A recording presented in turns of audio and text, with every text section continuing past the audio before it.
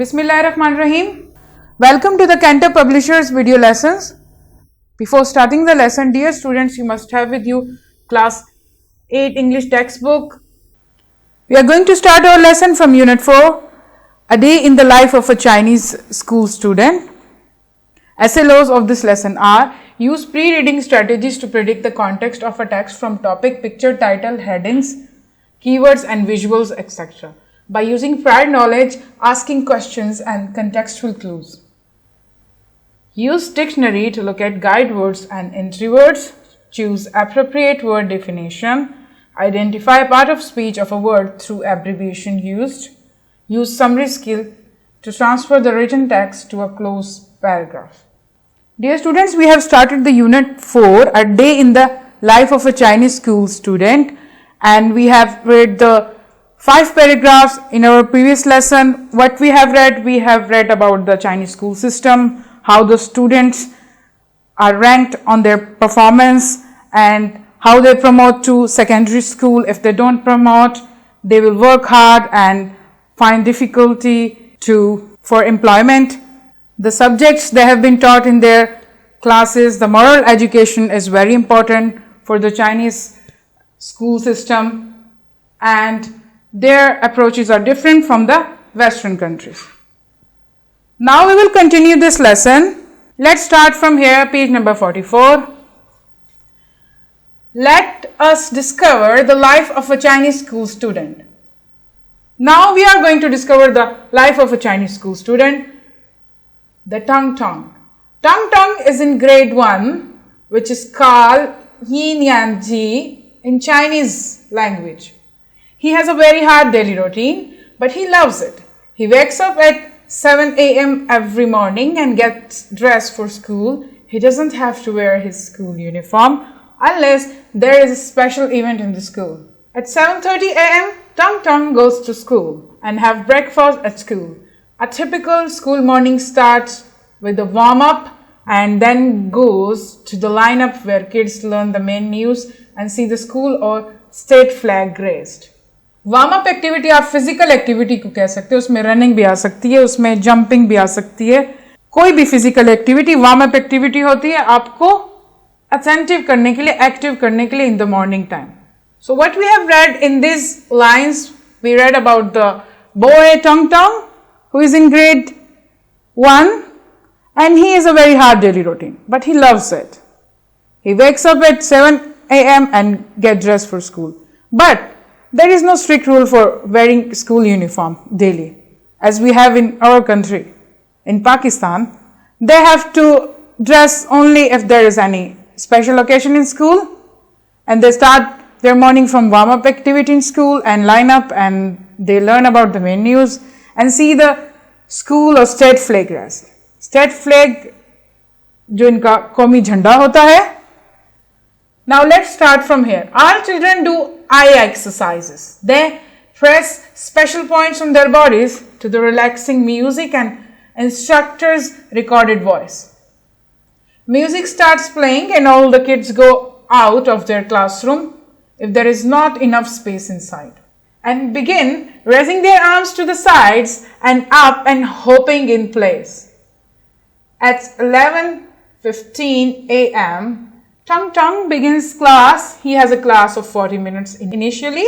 Start में, शुरू में. At 9:40 a.m., Tang Tang will then make his way outside for an outdoor exercise session, in addition to the morning exercise. So what we have read in these line here about the school activities, the classes of Tang Tang. They do the special eye exercises with the music and hopping and their arms to sides, raise their arms, and if the space is not enough inside, they go outside in the playground and the music starts playing and they have a class at 15 a.m., then 9:40 a.m. and then make his way outside for an outdoor exercise session. वही वाला session होता है, warm up activity वाला session दोबारा होता है उनको fresh करने के लिए, उनको एक्टिव रखने के लिए, ताकि बच्चे बोर ना हो जाए, एक जगह बैठे ही ना रहें. इसलिए उनकी दोबारा से वार्म अप एक्सरसाइज होती है। इन एडिशन मतलब जो सुबह हुई थी उसी तरह एक एक्सरसाइज कब होती है 9:40 पे। Now start from here at 11:25 AM the big break which is also the lunch break usually takes a whole hour। पूरे 1 घंटे की ब्रेक होती है 11:25 पे। He then goes to eat at the canteen. There he receives special lunch boxes. Lunch is traditional, रिवायती खाना होता है, ट्रेडिशनल रिवायती को कहते हैं। 1 meat dish, 2 vegetable, some rice and a bowl of soup. After lunch, the schools are practice a nap time of several minutes. दिन के टाइम जो आप थोड़ा सा आराम करते हैं उसको नैप टाइम कहते हैं। So what we have read in this paragraph about the break and lunch, the items in lunch, 1 meat, एक गोश्त की डिश होती है, 2 वेजिटेबल्स की होती है और एक राइस और एक बाउल ऑफ सूप। पूरा हेल्दी फूड खाते हैं लोग। और फिर क्या होता है, नैप टाइम होता है लंच के बाद इनका, थोड़ा सा जो दोपहर के टाइम वो सोते हैं कुछ मिनट्स के लिए होता है, सेवरल मिनट्स, कुछ मिनट्स के लिए लोग थोड़ा सा खाने के बाद सोते हैं। Now let's start from here. Now Tung Tung gets back to class by 12:50 PM for more classes until 4 PM, after which the children play. They leave school at 4:25 PM. When Tong Tong arrives home, he begins his homework. This usually takes 1 hour. After this, he has piano class for another hour. At 7 PM, he has playing time, TV time and a bath. By 4:50 PM, Tong Tong goes to his bed.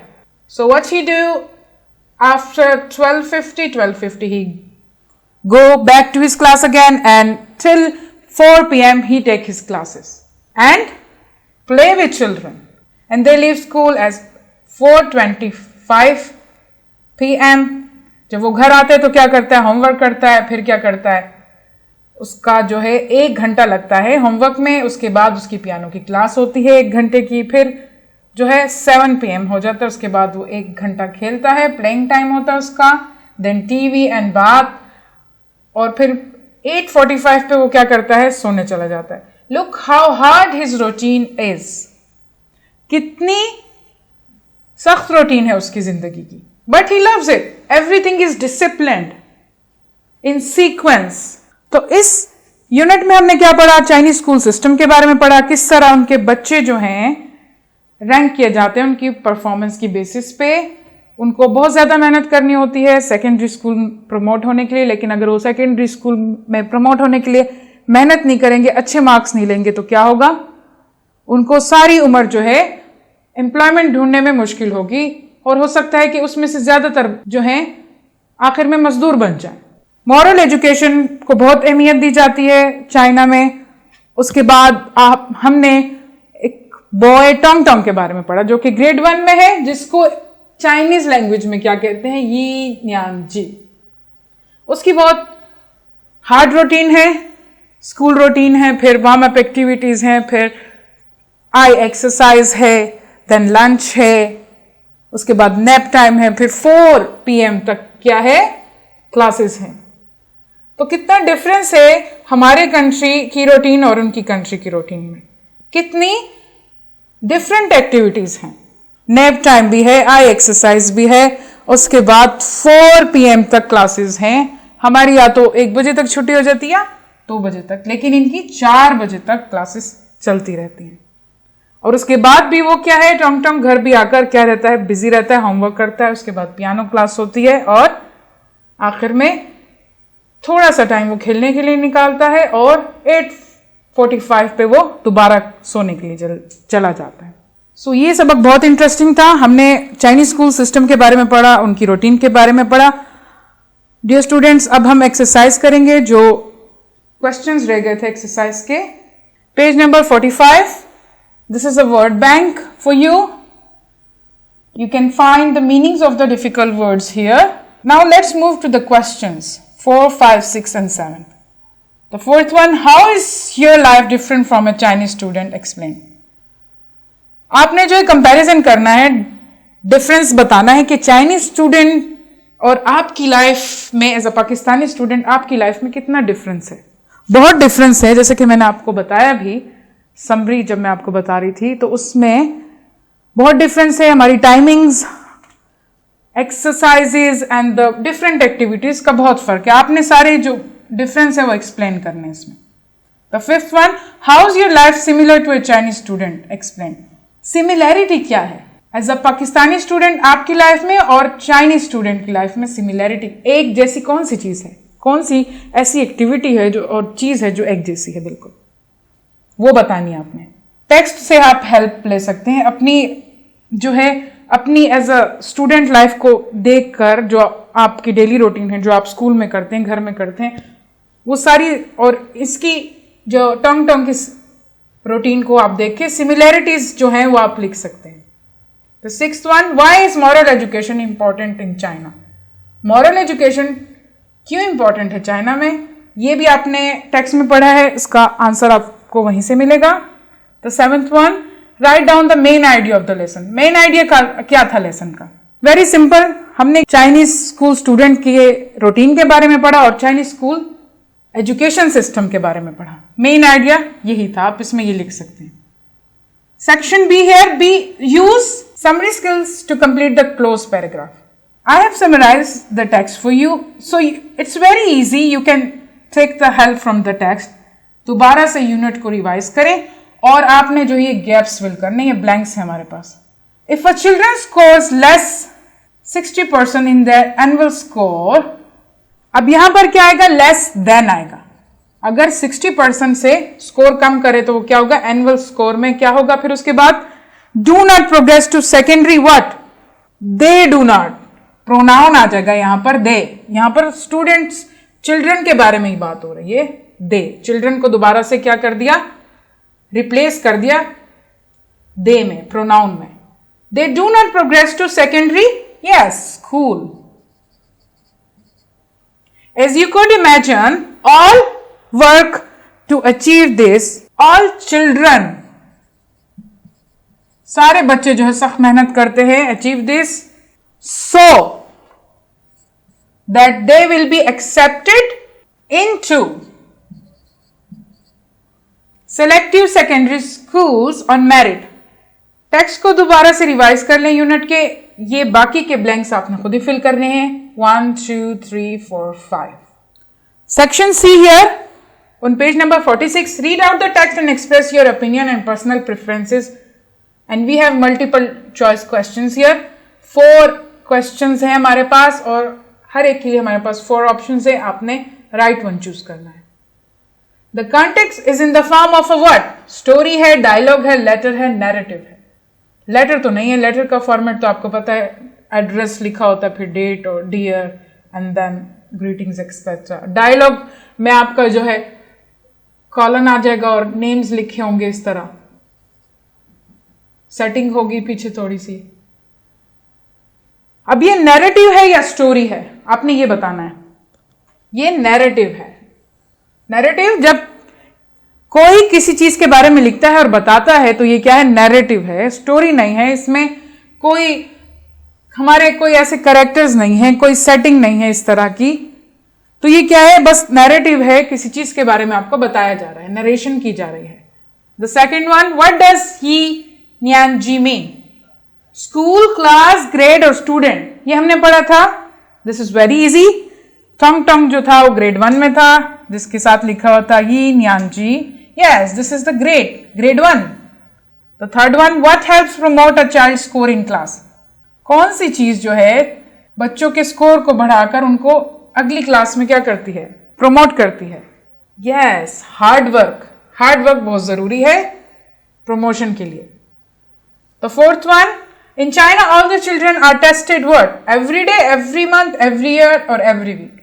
Yes, we have read about this in the text. What will be the correct option here?